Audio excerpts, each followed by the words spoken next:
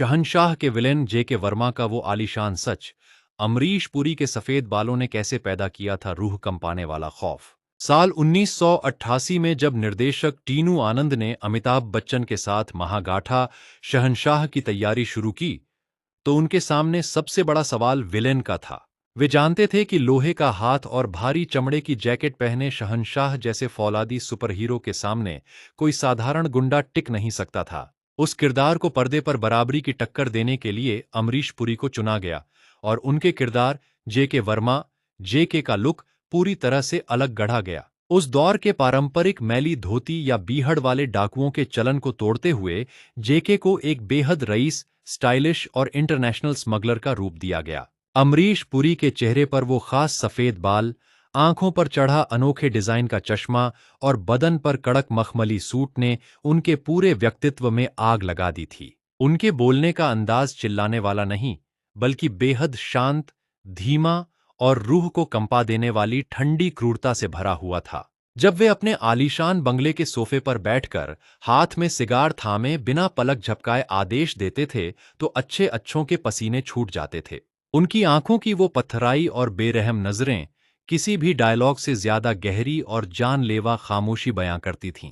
अमरीश पुरी ने जेके के किरदार में जिस नफासत और क्लास के साथ बुराई को पेश किया, उसने खलनायकी की पूरी परिभाषा को ही बदलकर रख दिया।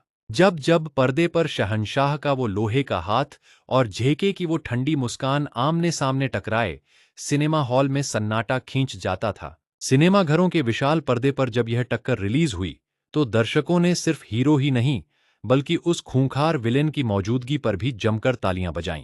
उस दौर के बड़े बड़े फिल्म समीक्षकों ने भी माना कि अगर जेके वर्मा जैसा ताकतवर और आलीशान विलेन न होता, तो शहंशाह का किरदार कभी इतना बड़ा नहीं बन पाता। अमरीश पुरी के उस सफेद बालों वाले लुक ने साबित कर दिया कि स्टाइल और क्लास के साथ पेश की गई बुराई किसी भी साधारण खौफ से 10 गुना ज्यादा असरदार होती है।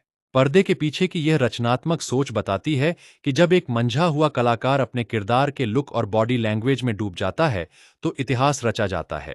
कैमरे के पीछे लिए गए ऐसे बारीक और मास्टर क्लास फैसले ही किसी कमर्शियल एक्शन फिल्म को सिनेमा के इतिहास का अमर और कालजयी हिस्सा बना देते हैं। उस दौर के बाद बॉलीवुड में जितने भी बड़े कॉरपोरेट और सूट बूट वाले विलन बने, उन सब ने कहीं न कहीं जेके वर्मा के उस लुक से ही प्रेरणा ली थी। आज भी जब 80 के दशक के सबसे स्टाइलिश, खूंखार और यादगार विलेन्स की बात होती है, तो अमरीश पुरी के जेके का नाम सबसे ऊपर चमकता है। इस अनसुने और रोंगटे खड़े कर देने वाले सच से पर्दा उठाने के लिए नीचे कमेंट बॉक्स में तुरंत जेके लिखकर अपनी राय जरूर दर्ज करें।